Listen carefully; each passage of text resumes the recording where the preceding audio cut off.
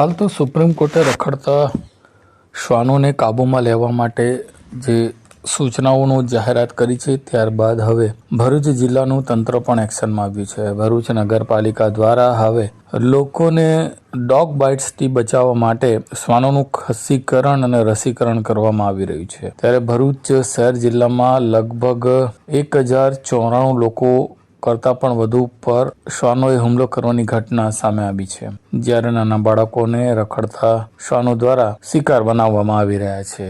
ત્યારે આ મામલે ભરૂચ સિવિલ હોસ્પિટલમાં નોંધાયેલા આંકડા મુજબ છેલ્લા 1 મહિનામાં ભરૂચમાં 1094 જેટલા લોકો ઉપર રખડતા શ્વાનોએ હુમલો કર્યો છે, જેને લઈને સુપ્રીમ કોર્ટમાં રીટ બાદ ભરૂચ નગરપાલિકાની ટીમ પણ હવે આ મામલે એનિમલ બર્થ કંટ્રોલના પ્રોગ્રામ હેઠળ તેઓ દ્વારા શહેરના તબક્કાવાર વિસ્તારોમાં રખડતા શ્વાનોને ઝડપી પાડવાની ઝુંબેશ શરૂ કરવામાં આવી છે અને તેમનું રસીકરણ અને ખસીકરણ કરવામાં આવી રહ્યું છે.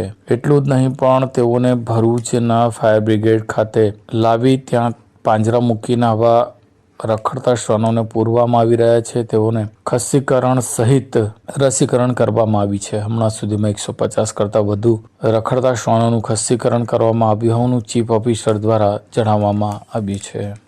એબીસી બર્થ કંટ્રોલ રૂલ્સ અંતર્ગત શહેરી વિસ્તારની અંદર શેરી કૂતરાઓ, શેરીમાં રખડતા કૂતરાઓની વસ્તીમાં વધારો ના થાય અને એમની સંખ્યા ઘટે, સાથે સાથે એમને હડકવા વિરોધી રસી પણ આપવાની થતી હોય છે.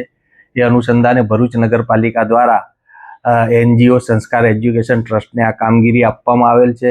અત્યાર સુધી લગભગ 150 જેટલા શેરીના રખડતા કૂતરાઓનું ખસીકરણ કરવામાં આવેલ છે અને રસીકરણ પણ કરવામાં આવેલ છે. જે જગ્યાએથી કૂતરા ઉપાડવામાં આવે છે એ જગ્યા એ કૂતરાઓને અમારા શેલ્ટર હોમમાં રાખી ત્યાં ઓપરેશન કરવામાં આવે છે, એમને રસીકરણ કરવામાં આવે છે અને એમની જે રૂઝ આવે ઓપરેશન પછીની, ત્યાર પછી જે વિસ્તારમાંથી એમને લીધેલો હોય એ જ વિસ્તારની અંદર પરત મૂકવામાં આવે છે.